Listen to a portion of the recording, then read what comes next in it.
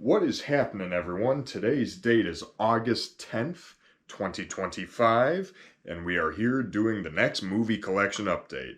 The last one was in June when we did the summer one, and now we have just kind of a continuation of that with everything that I watched the entire months of June, July, and so far here in August.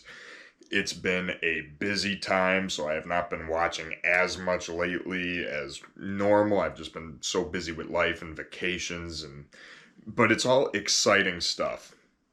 If you haven't seen my latest two videos, one was for my vacation to Sweden, and then one was the Flashback Weekend Convention video.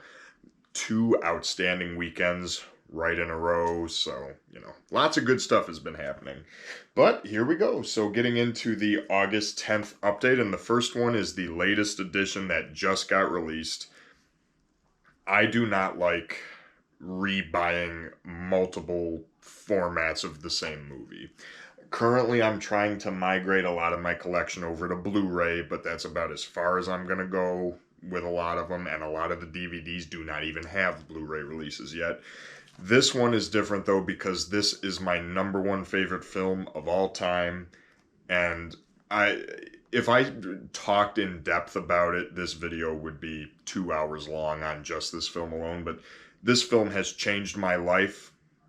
I saw it when I was 5 years old, and I don't think a single thing about the life in which I currently live would be the same had it not been for this film. And that is, of course, Better Off Dead with John Cusack. So this is the new Paramount 4K that came out. Bare bones, sadly, no features or anything on here.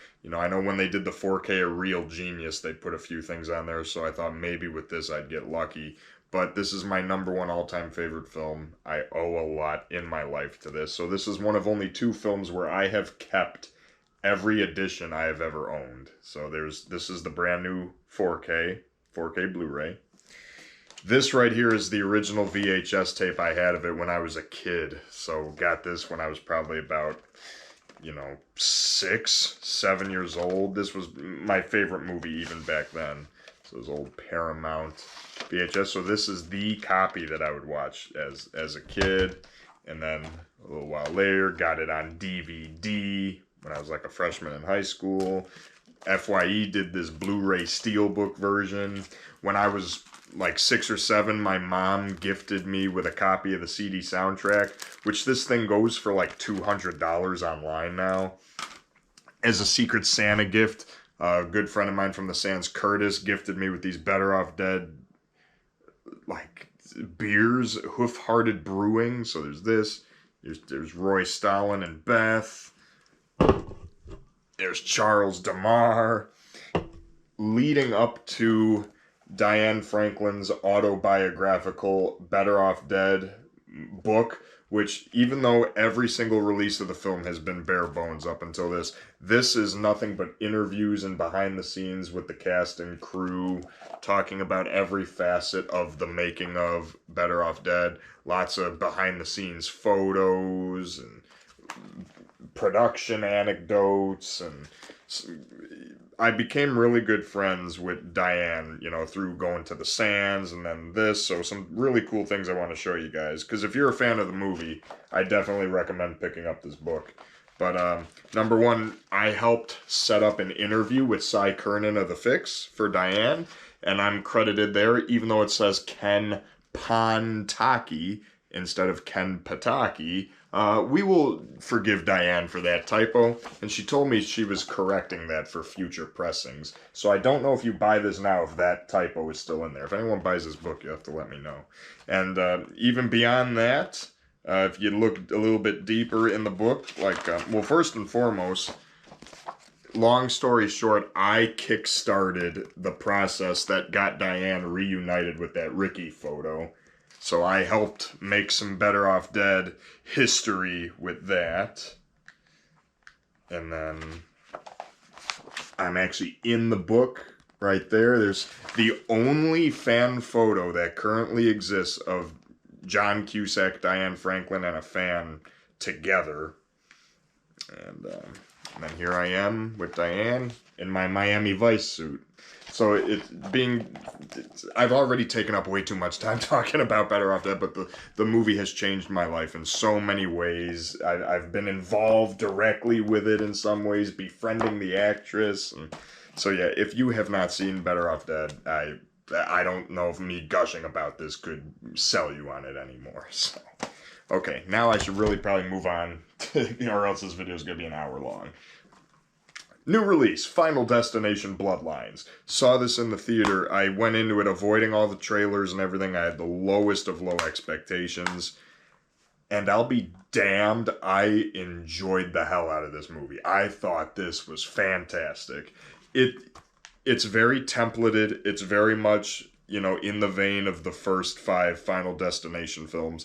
But there's just enough different about this story that just makes it different enough to where I really was enthralled by the plot. Obviously, Tony Todd, his scene in this gets a lot of attention and a lot of, critical acclaim for good reason. Yes, it's sad seeing him in the state he was in while they filmed this, but as far as Final Destination movies go, my number one favorite was always Final Destination 3. And I know that tends to not be a popular opinion, but I don't know. It might be recency bias. Seeing it in theater was a good experience, but I really loved Bloodlines. So this one is really high on my Final Destination rating. So,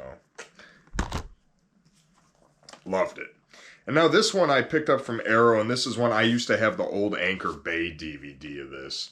And I had not watched this since I was probably 12 or 13, and so I was overdue to upgrade it to Blu-ray, and let alone this is a Blu-ray 4K combo, and the Blu-ray on this features a never-before-seen extended pre-release version of the film, so I was really interested to watch that to see everything that was cut out, and that is Larry Cohen's The Stuff, the Arrow video release.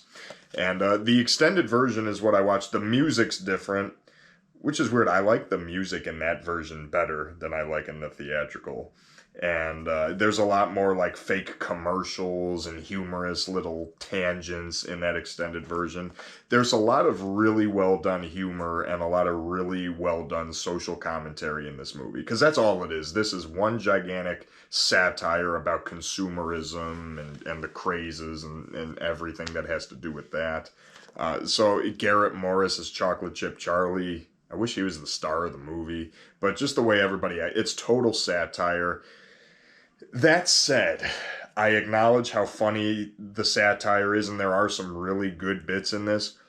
This did not age that well for me. Like, watching this now again, I was like kind of bored with it, in all honesty. So, some things don't always age with you. I first saw this when I was in the 6th grade, so obviously a lot has happened since then.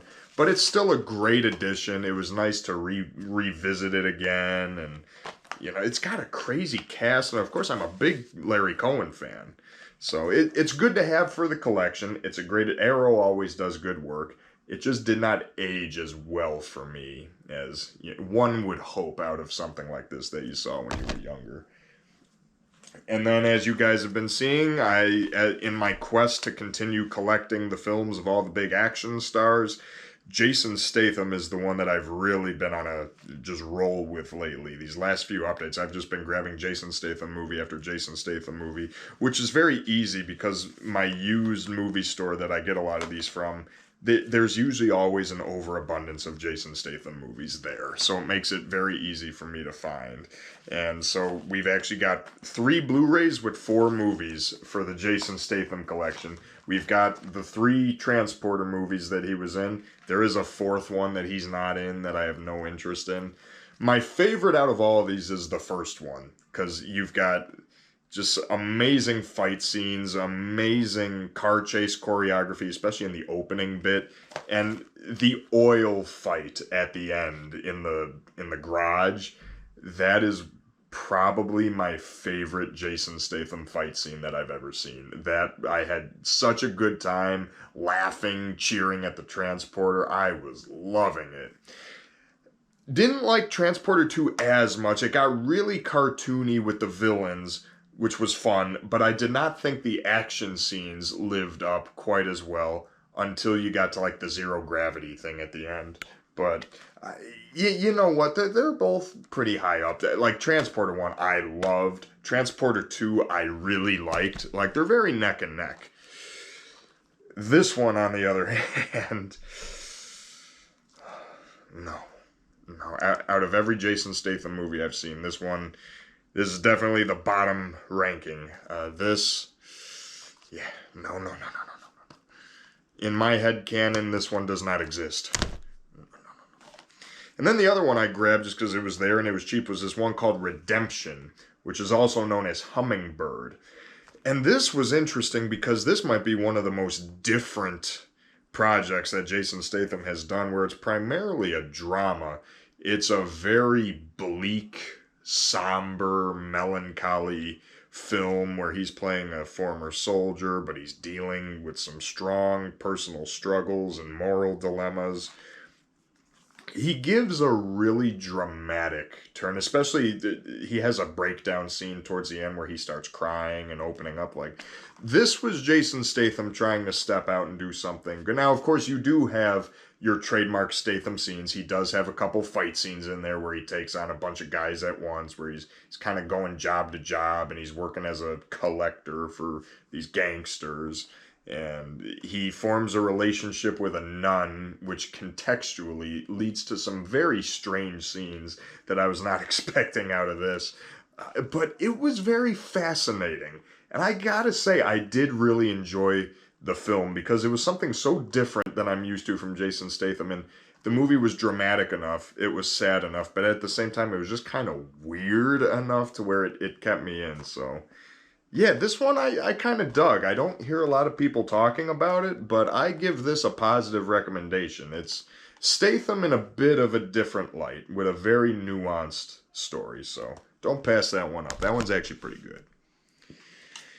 Continuing on my summer theme, I thought this would go well. You know, it's like, okay, shark, single location thrillers. So we've got this, my used store had that. I bought this in the same shopping trip I bought Redemption from. The Shallows. It's got this kind of lenticular. It was okay, but you see one movie like this, you've seen them all, where it's someone trapped in one location with one isolated threat that they have to survive, whether it's something like Frozen or Fall. There's the Cube, a lot of things like this. And this one, to me, just came off a little bit more generic. It's not a bad movie at all. It's just generic, a little slow-moving. And, it was not that long ago that I watched this, and I really can't remember too many specifics of the things that happened in it. So, you give and take with movies like that. Now, this, I was very eager to see this because... it's directed by David Twohy, who's another director I'm a big fan of with Below. That's a movie I reference a lot. Criminally underseen ghost story kind of film. And then Grand Tour, Disaster in Time with Jeff Daniels. Very underrated kind of time travel thriller action movie. Well, this was an alien film he did with Charlie Sheen called The Arrival. And I had always heard promising things about this, so I was eager to check it out and see what it was like. And damn, this was weird. Charlie Sheen is giving the most coked out performance of his life in this, which is endlessly entertaining to watch. He's got a crew cut and a goatee, but he's still acting just so coked up Charlie Sheen. And it goes in all these trippy sideludes with where he's actually seeing the aliens, and he's at the base where they're keeping all the stuff, and he sees these transformation machines, and Charlie Sheen gives himself a half transformation, and they give him this little black kid sidekick that he's hanging out with. It's such a bizarre 90s thing, and this would make an excellent double feature with Communion with Christopher Walken, which is the other strangest alien film I've ever seen with an incredibly coked out lead performance. So Yeah, the alien hits just keep coming, I guess. And now these right here. These may be my favorite films of the update. I had always known that these existed. They were always on my radar. And finally, I found this used, again, at my same used store for very cheap. So I said, all right, let's give these two a shot. You know, they're the two good leading names. They both have a fun premise. So let's check out FX and FX2. And guys, these are some of the most fun movies that I've seen this entire recent year. I mean, the first one, it's very much, I don't know if I want to use the word noir, but the first one comes off much more as a straight-laced crime thriller. There's not as much of the FX gimmick in it as you would think until you get more towards the third act. It's the basis of the first act and the inciting incident. And then in the third act, it comes in full force. And a great cast, Brian Brown, Brian Dennehy, leading up both of these. The first one's interesting, though, because they don't even share screen time together until the very end. But I loved it. FX was so much fun. I got into the story. It was great. And then FX2, these are neck and neck. I adored the hell out of both of these. FX2 I might even like more, because FX2, it's like now that they had the universe of FX established, now they could have fun with it and they could roll with it. So FX2, it's more of a buddy movie with Brian Brown, Brian Dennehy being together more. There is a lot more set piece, effects related shenanigans in it. It's more entertaining. It's got a bit of a crazy, it's a romp, but it is so entertaining. It's just so enjoyable and infectious to watch. I was watching the whole thing with a smile on my face. Of course, you got Bluey. You know, not the Bluey you might be thinking of, but Bluey is in FX2, and he's a pretty memorable part. So yeah, these, if you love 80s cop movies, 80s action movies, 80s thrillers, just fun 80s romps, get yourself this Blu-ray. It's got both of them in it. Two fantastic films. Adored both of them. This might be my pick of the whole update. So yeah, FX and FX. Down from Better Off Dead, of course. But Faster with Dwayne "The Rock" Johnson. It's Dwayne Johnson trying to do a bit of a grittier crime revenge film. Think Running Scared with Paul Walker. Think Death Sentence with Kevin Bacon. This is The Rock's version of that. So it's cool seeing him as a bit more of a serious, stoic. It feels like a role Jason Statham would be playing. But, you know, seeing The Rock in a different light. You got Billy Bob Thornton in there. But at the end of the day, it just came off mega generic. You've seen this kind of film before. It doesn't really do anything that stands out. And then we got continuing my action film collecting of all the big stars. Now we've got two more Stallone movies, and I'm most of the way on Stallone. There's only a few Stallone movies I still need to get, but I've got the vast majority. So on the success of Formula One with Brad Pitt, which my dad and I saw in the theater in IMAX, really liked that film. I finally got around to Driven because it's Sylvester Stallone, Burt Reynolds, and Rennie Harlin, who is one of my top favorite directors. I love Rennie Harlin. This gets a really bad rap, and I enjoyed it for what it was. You know, it doesn't break the mold. It's nothing crazy out of the norm. You know, it follows a lot of the templates of the genre, but I mean, I found it enjoyable. I don't really see why this one gets so relentlessly shit on. I thought it was pretty good. And then there's Stop or My Mom Will Shoot. Now this is another one that is, and again, Roger Spottiswoode, Tomorrow Never Dies, Shoot to Kill, a great director. And you got Sylvester Stallone teamed up with one of the Golden Girls, Estelle Getty. And this is often cited as his worst film. And I'm sorry, have you motherfuckers seen Avenging Angelo?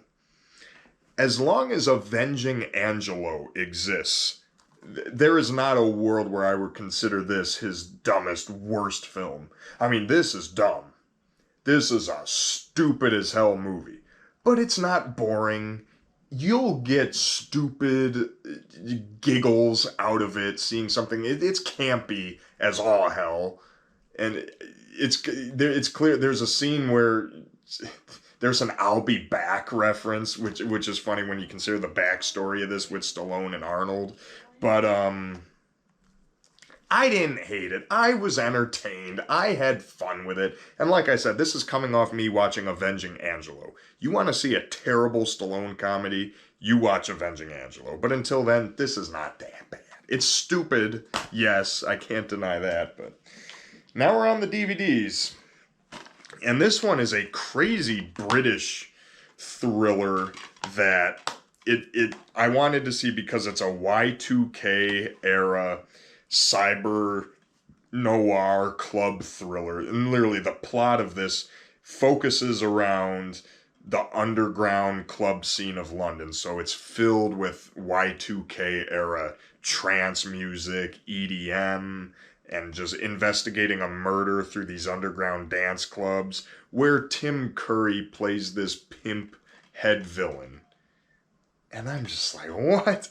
And it's as crazy and as goofy as that sounds, but I actually really liked the movie. It was entertaining. I was into it. Some parts of it were predictable, and some parts just had me saying, what the fuck? Yeah, leave it to the Y2K era Brits for you. And this one's called Sorted. And if anything I just said sounds entertaining to you, then I see no reason why you wouldn't like this. It's if you have nostalgia for that era that weirdly I've had the past few years of 1998 to like 2003, like in that era, this is that to the max, especially the music. Like this era this is like the last great era before everything went to complete shit in the late 2000s and 2010s. So yeah, it's a very odd, obscure pick, but it's really good. I actually, if you're looking for something weird, something a little bit different, I definitely recommend this.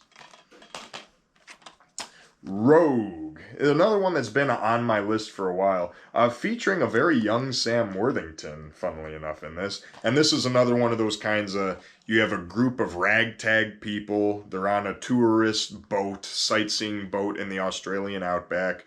They answer a distress call. They get stuck on this little island, just these tourists coming from all walks of life, and they are stalked and being picked off one by killer crocodile. Rogue. And for that premise, it's pretty fun. It's a good old-fashioned creature feature done in 2007. I would have liked a little bit more carnage, maybe a little slighter higher body count than what we get in there. But what we do get is good. It does keep you guessing like who's going to survive, who's not, and all the different survival tactics. This, to me, is a movie like The Shallows done a lot better and with a little bit more of a sense of fun, a little more like I easily could see this being made in the 90s. Like this easily could have come right off on the heels of something like Anaconda or Lake Placid, you know. And so that if you like those movies, you should like this one. Would have liked a little bit more maybe to it, but what we do get, it's fun. And then a documentary on, you know, one of the most unsung, talented songwriters that's ever lived, Diane Warren, who I believe, unfortunately, lost her house in the LA fires. And again, this is an instance of releasing new content in 2025 to DVD only. I'm not saying we shouldn't release things to DVD. I talked about this an update or two ago with a movie called The Gutter. People still buy DVD. Some people can probably only afford DVD, and some people only want DVD. And I respect that. And I support that. Because you're keeping, you know, physical media alive. But in 2025, why are there releases that are only getting DVD releases? Like The Gutter, that was a 2024 comedy. Like, why could there not be a Blu-ray companion? Or just do everything as a Blu-ray DVD combo. That way you always have both. So you get things like this that are coming out only to DVD. It's like, man, come on, Kino Lorber. Usually you're my favorite. Like, come on. But it's a great documentary, you know, really showcasing the life of Diane Warren and, you know, the people she's worked with. And it's really, and it's just sad, you know, it's like, oh, she lost her home, she's done all this stuff. It's like, ugh. But yeah, you have to be a music person to really get into something like this. But if you are, it's a really good documentary. And we're ending off with 2 TV shows that I got. This is the first season of 2 different shows that was buy one, get one free. And the one that I bought was already only $4. So both of these cost me $4 total. So, and the first one, just a pretty blind buy, was Pickicket Fences with Tom Skerritt. And this is one of the strangest shows. And this is only the first season. Unfortunately, none of the other seasons got a U.S. Region 1 release, which I don't know why. But this is a weird... It's a cop show, first and foremost, in this little town. But it's a cop show. It's a sitcom. It's a satire. It's a comedy. There's 7 different genres in any given episode. And this season is from 1992 to 1993, according to this blurb on the back. There's episodes on here that touch on transgenderism, that touch on abortion. Like, they went for some heavy issues in 1992. But like, the episodes, they all start with some crazy, goofy, absurd circumstance, and then by the end of the episode, they always find a way to make it dramatic and intense and thought-provoking and, you know, social, thriving as hell. And it's just like, man, what is this show? Like, I'm honestly really curious to keep watching the other seasons, but none of them have a Region 1 release, so I'm gonna have to find some other method to watch this show. But I mean, I was entertained. You'll have a Christmas episode where Santa Claus is holding someone hostage. You have a Valentine's Day episode with Kurtwood Smith and Stephen Tobolowsky. That's probably my favorite episode on this entire set. Bizarre, bizarre, bizarre show. But I think I really liked it. And this one too. What I was just saying with Sorted about that era from 1997 to 2003, that Y2K. You know, I'm a huge Fast and Furious fan. Think of when the first Fast and Furious came out, because this is a show that's like created, and the main guy behind it is Gary Scott Thompson, who's behind the Fast and the Furious, the original one. And it's so early 2000s, it's so stylized, it's so flashy and of that time. Again, it's impossible for me not to love it. Now, this is only the first season. The entire series has been released on Blu-ray, DVD, so I may pick the whole thing up on Blu-ray here eventually, but I hear the 5th season, like, the show got canceled and ends on a bunch of cliffhangers, which kind of sucks. And then James Caan was not in the last season, nor was another one of the people, so, like, they haphazardly replaced him with Tom Selleck, which is weird. So I might just stick with this first season for now. But I loved it. I had a great time with this show. And I am, of course, talking about Las Vegas, the first season. And this was a blast. There's an episode that features my beloved Blue Man Group. So I gotta love that. But I think the most memorable episode on this whole thing, there's an episode where Jean-Claude Van Damme is in it. And he plays himself. And he gets killed in the episode. And I'm thinking, like, okay, there's going to be some twist at the end, or this is all... Like, no, in this universe, Jean-Claude Van Damme himself dies. Which I thought was so darkly hilarious. Only Van Damme would do that, too, for this. So, again, there is a complete series on Blu-ray.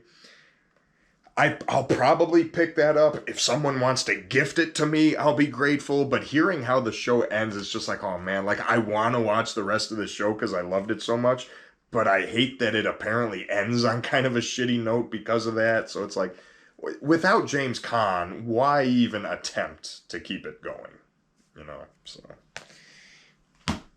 But anyway, that is my August 10th, 2025 movie collection update.